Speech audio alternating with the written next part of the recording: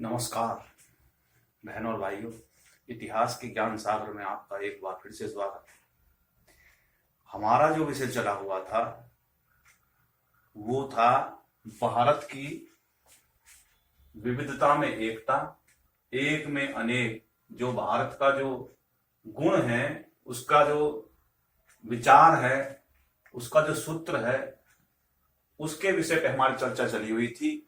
ये विषय इतना महत्वपूर्ण है, मैं पहले भी कह चुका हूं कि कोई भी परीक्षा जो आईएएस लेवल से लेके नीचे के जितने भी लोअर लेवल के जो स्तर हैं, उनमें सब में ये दर्शन देते हैं 100%। किसी न किसी रूप में ये आ जाते हैं और बड़ा ही महत्वपूर्ण विषय है। तो हमारा उसी में से ही आगे जो चर्चा का विषय वो है भारत में साहित्यिक विविधता, यानी कि वो तो है ही, भौगोलिक तो है ही, साहित्यिक विविधता में एकता है। साहित्यों में भी जो विविधता में एकता है, इनके उदाहरण से स्पष्ट करें, उदाहरण के द्वारा इसको स्पष्ट करें। और जो दो महाकाव्य हैं भारत के सबसे प्रभावशाली, उनके द्वारा इसे साबित भी करें।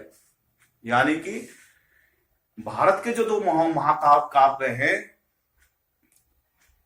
उनके द्वारा इनको हमें साबित भी करना है। ये इतना भयंकर प्रश्न है, इसको हम चुटकियों में जो है हल करके बताएंगे आपको किस प्रकार से इसको लिखा जा सकता है। इस पे आप 1000 पन्नों में भी लिखें तो भी शब्द कम पड़ जाएंगे। इतना मटेरियल मैं आपको बता दूंगा, आप देखें और वीडियो को लाइक करें, चैनल को सब्सक्राइब करें और इसको शेयर भी करें, ताकि जो है ये ज्ञान पूरे भारत में, संसार में फैले। जैसा कि हमने बताया कि भारत जो है ज्ञान का स्थान है, संसार का विश्व गुरु है भारत। ये था, साबित करने की जरूरत नहीं है। इसके जो मूल स्रोत क्या है, वो साहित्य होते हैं। साहित्य क्या होते हैं? साहित्य इतिहास का लिखित रूप है। किसी न किसी माध्यम से वो पांडुलिपियों के द्वारा या अन्य के जरिए वो संसार के सामने प्रस्तुत कर देता है, समझा जाता है। साहित्यों का जो विषय होता है वो उसके ज्ञान के विस्तार के अनुसार अलग अलग होता है। उसे अलग अलग माध्यम से समझाया जाता है, जिसमें क्या होती हैं, ये मान लो साहित्य है। साहित्य के हमने बता दी क्या होता है। साहित्य क्या है? ज्ञान का स्रोत है।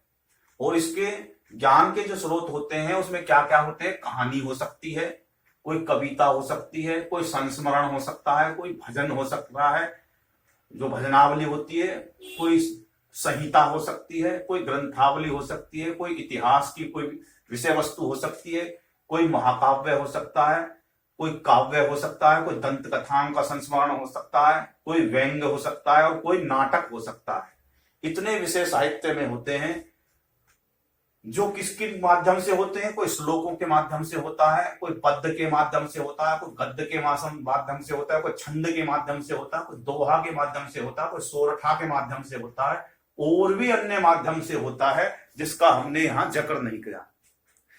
कितने रूप होते हैं उसके उनके द्वारा रचना की जाती है। ये जो रचना होती है साहित्य की विविधता को ही दर्शाती है। ये क्या, ये विविधता ही तो है। इतना विविधता होती है साहित्य में, और ये भारत में तो जितनी भी मैंने बताए हैं ये सब भारत में मौजूद है। ये जो लिटरेचर है वो भारत में मौजूद है, और इसके प्रमाण मैं अभी दे दूंगा।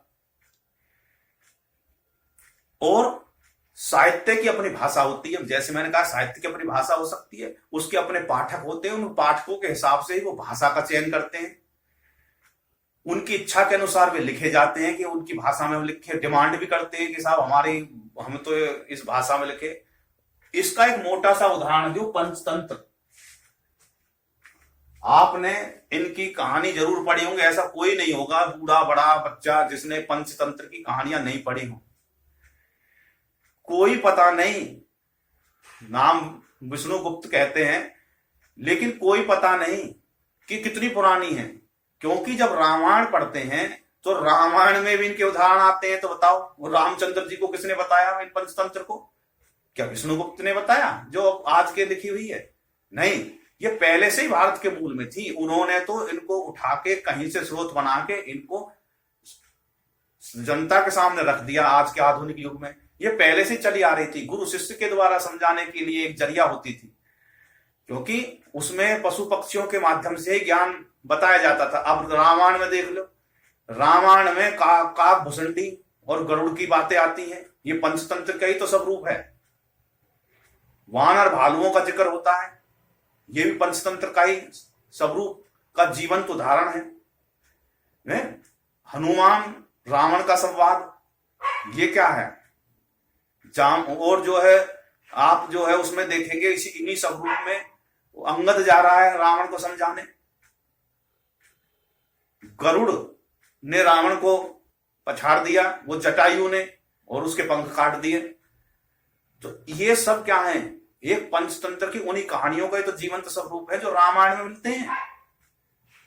ऐसे ही महाभारत में देख लो, महाभारत में पांडवों के मतलब सारे भाइयों को एक जो है अजगर पकड़ लेता है और युधिष्ठिर उनका उनसे संवाद होता है। तो ये क्या है? पंचतंत्र का ही तो स्वरूप है।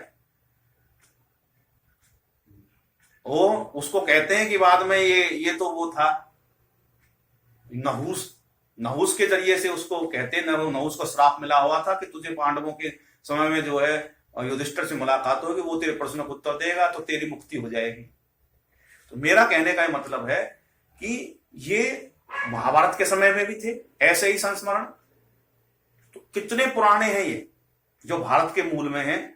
अब ये पंचतंत्र की कहानियों में क्या है कि ये भारत के जो सामने है लिखित रूप में 2000 साल 2200 जो वर्ष हैं उतने पुराने, उनसे भी ये ईसा मसीह के जन्म से भी पहले हैं, उतने पुराने वर्षों से प्रकाशित हैं। और क्या है, ऐसा कोई संसार की भाषा नहीं है जिसमें ये ट्रांसलेट नहीं करे गए हों, जिनकी भाषाओं इनको प्रकाशन ना किया गया हो। एशिया यूरोप की तो 50 भाषाओं में इनको रूपांतरित किया गया है, इनको ट्रांसलेट करा गया उनकी भाषाओं में। और भारत में तो संसार में जितनी भाषा नहीं है उतने से ज्यादा भाषा तो भारत में है, और उनकी भारत की भाषा में इनको प्रकाशित किया गया है। और बताओ कितनी विविधता है और उनमें एकता कितनी है। विविधताओं में एकता का सबसे साहित्यिक उदाहरण जो है वो पंचतंत्र है। पंचतंत्र की जो कहानी है वो इतनी मनोरंजन है और इतनी वो नवीन मनोरंजन है और कितनी पुरानी है फिर भी हमें नई लगती है। कितनी बार पढ़ लो, जितनी बार पढ़ोगे वो नई है। ऐसा लगेगा जैसे हमारे सामने अभी ये कछुआ जो है ये सांप हमारे सामने ही निकल के आ गया। इस प्रकार से ये मैंने उदाहरण बताया। अब मैंने साबित कर दिया कि भाई एकता में अनेकता साहित्यों के द्वारा जो है किस प्रकार की विविधता है और वो एक किस प्रकार से एकता को भी दर्शाते हैं, ये भी हम बताएंगे। कि विविधता के बारे में बताया, ये मैंने स्पष्ट किया उदाहरण के माध्यम से। उदाहरण क्या थे, मैंने साहित्य के ही रूप बताए इतने सारे और पंचतंत्र का उदाहरण बताया। अब है महाकाव्य, साहित्यिक का वो रूप। महाकाव्य बहुतों को पता ही नहीं कि महाकाव्य क्या होता है। महाकाव्य कहते हैं कि जो साहित्य का वो रूप जो किसी नायकों की, पूर्व जो नायक रहे हैं किसी देश के, और उनके इतिहास को अपने काव्य के माध्यम से प्रस्तुत करते हैं। उनके जीवन का जीवंत चित्रण कर देते हैं, उनको महाकाव्य कहते हैं। महाकाव्य कविता के माध्यम से, दोहा के माध्यम से और श्लोकों के माध्यम से समझाया जाता है, रखा जाता है। उसका एक गायन शैली होती है, उसका एक अलग ही तरीका होता है।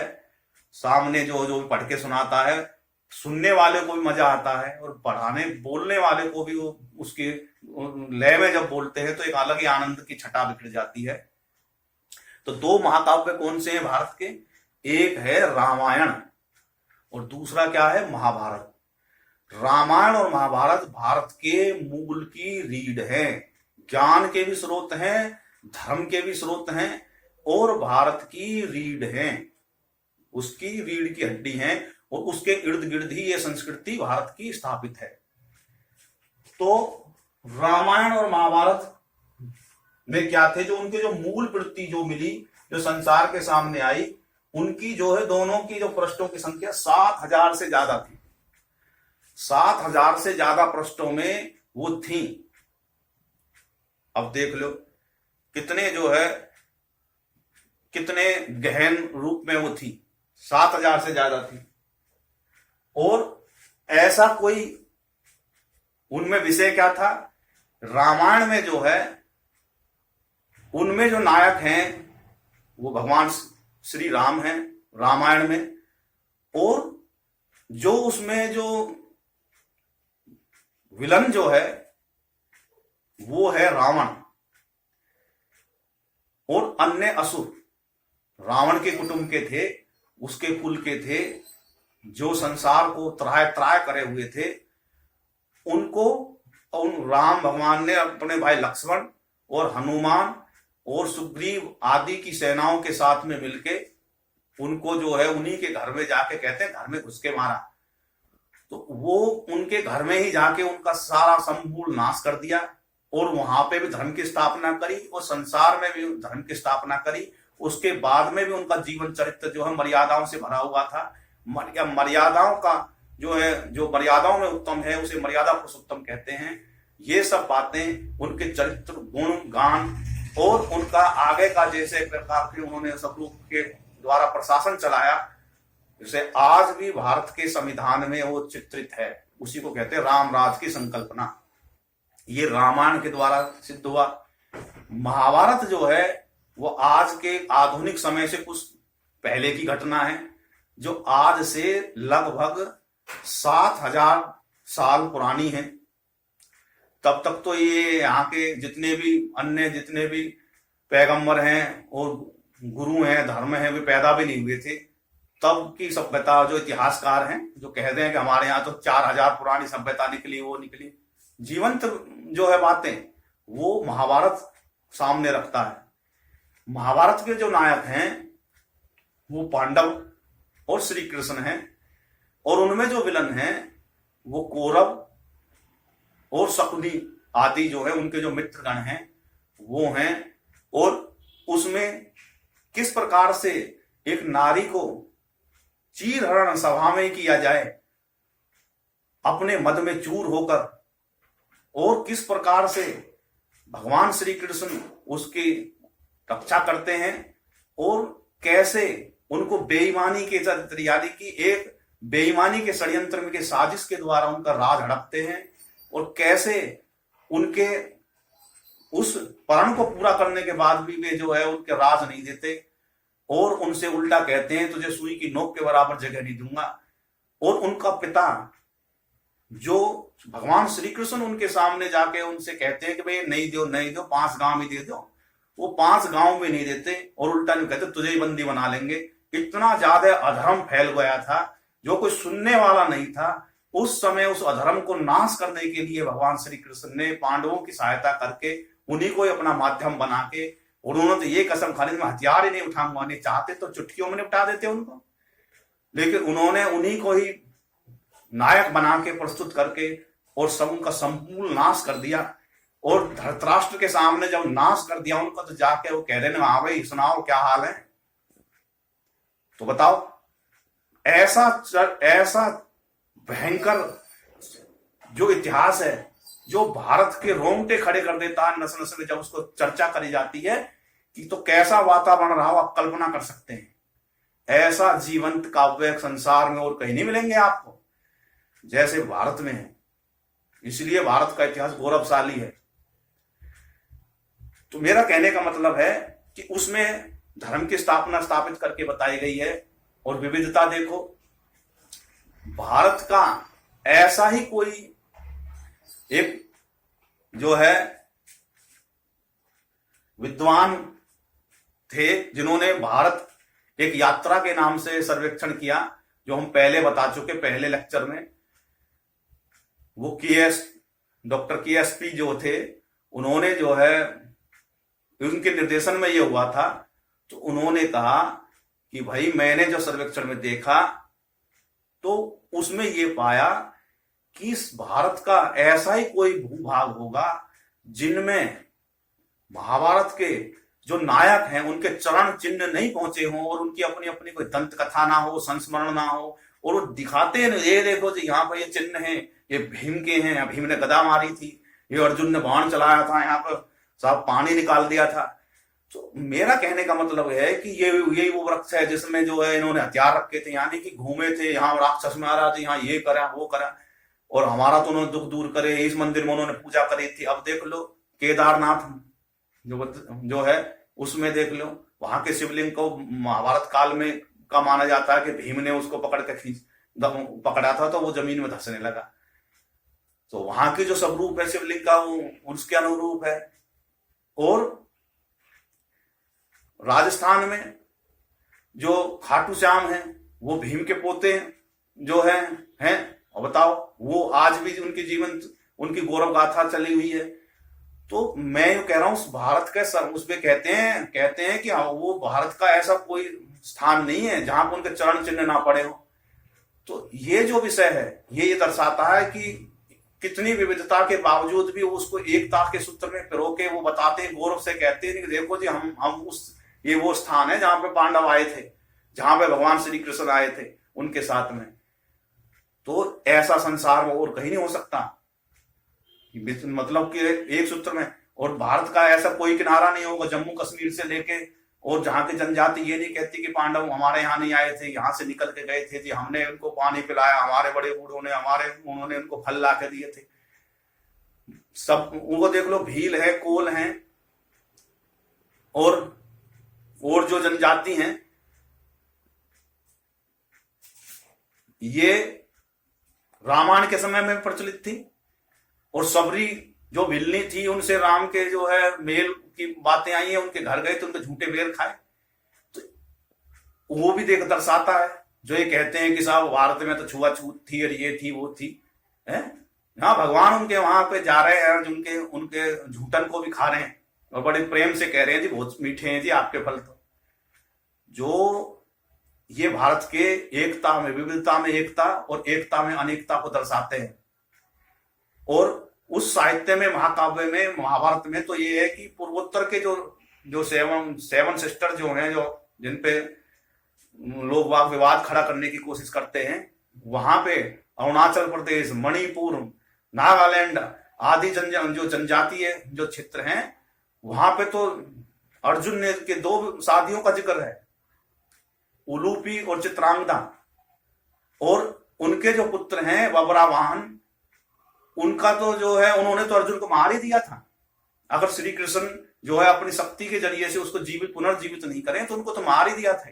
इतने शक्तिशाली उनके पुत्र थे, उन्होंने जो है अपने तकनीक और जो है ज्ञान अर्जित करा हुआ था। ये सब भारत की विविधता को दर्शाते हैं, किस प्रकार से जनजातियों का जो जितने भी समुदाय थे वो एक थे, और कितने उनकी डोर कितनी मजबूत थी, जो वो ऐसे महानायकों के साथ में वे जुड़े हुए थे। गौरव से कहते हैं कि हमारे वे जो है दामाद थे। ऐसे ही हिडिंबा देखो है, जो भी जनजाति वर्ग से थी, जो इधर उत्तराखंड में उत्तरांचल और हिमालय का जो क्षेत्र थे उनमें निवास करते थे, वे ऐसे ही पहाड़ियों से घूमते हुए राजस्थान तक उनका राजकाज चलता था। आसाम के जो है वहां तक वो सारा कुछ है महाभारत में। कैसे जो है उनका जो है श्री कृष्ण के पुत्र और पौत्रों के जो बाणासुर नाम के जो महान दैत्य हुए हैं उनसे उनका संबंध जुड़ा। तो मेरा कहने का मतलब है कि ऐसा कोई विषय नहीं है जो भारत में ये नहीं कहा जाता कि यहाँ पे श्री कृष्ण नहीं आए, ना पांडव के चरण चिन्ह नहीं है। उनके जीवन तो उदाहरण पद चिन्ह आज भी हैं। तो सूर्य भगवान उसका जो है उनके रथों का जो निशान है इस धरती पर। तो इस प्रकार से ये मैंने समझाया कि 2 महाकाव्यों के द्वारा भी मैंने बताया कि कैसे किस प्रकार से 2 महाकाव्य जो हैं जो विविधता में एकता दर्शाते हैं।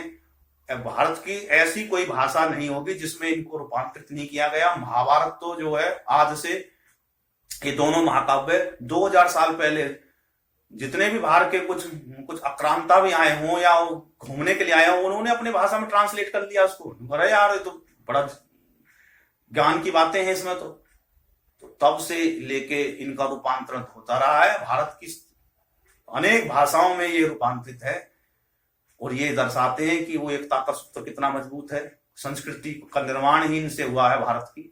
तो इस प्रकार से इस वीडियो में इतना ही। मैंने दोनों उदाहरणों के द्वारा से, महाकाव्यों के द्वारा स्पष्ट किया है, इसको समझाया है, साबित किया है। तो आप इसको देखें और इसको अपने मूल में उतारें। जिस प्रकार से मैंने समझाने की कोशिश करी, ये कला को सीखें और एग्जाम में क्योंकि ये शब्दों को निर्माण करते रहते हैं, आपके दिमाग में शब्द डालते रहेंगे। उन शब्दों को आप अपने कल लेखनी के माध्यम से उकेरें। बहुत बहुत धन्यवाद। जय हिंद, जय भारत, भारत माता की जय।